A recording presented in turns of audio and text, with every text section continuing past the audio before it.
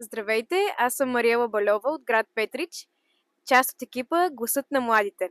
Днес наша гостенка е Елена Попова, също от град Петрич, финалист в Гласът на България сезон 10. Да. Коя всъщност е Елена Попова? Елена Попова е много позитивен човек, който прави всичко с любов, музиката особено. Опитва се винаги да намира доброто у хората и е петричанка. Какво повече да ви кажа? Петричанка е просто Какъв съвет би дала на младежите, които ги е страх да покажат увереност и да изразяват себе си? На първо четене не трябва да се страхуват. Това ни е призвание, което ние трябва да дадем на хората, да изразяваме себе си. Хората се страхуваме дали някой ще ни приеме такива каквито сме. А според мен правилните хора ще го приемат. Не трябва да се харесваме на всички, защото няма как да стане. Ние всички сме различни, но важното е да правим това, което наистина на нас ни харесва и ни прави щастливи. Така че правилните хора ще го оценят. Каквото ви извира, това да давате на хората. Какво е нещото, което би подобрило средата на живот в Петрич? Според мен общините, и не само в Петрич, трябва повече да следят развитието на артистите и на хората, всеки в каквато сфера се развива. Да ги стимулират с, примерно, стипендии, им дават тласък и някакви крила.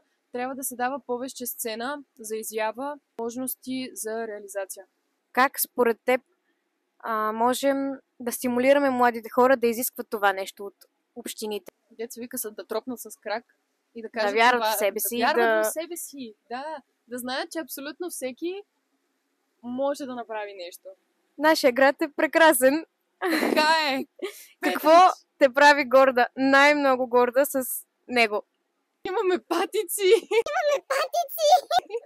Имаме толкова културни центрове, правят се много културни събития и напоследък виждам, че много хора отиват, примерно, в читалището. Те го направиха. Това е най-красивото читалище в цяла България. Ако не сте идвали, елате. Когато бях в Гласа на България, на полуфинала, когато за първи път трябваше да ме подкрепят хората с SMS-и, ревала съм това цял Петрич да се събере и колко много си обичат съгражданите и ги подкрепят. Много обич за Петрич. Като за финал, какво би казала на младите хора? Какво би ги съветвала?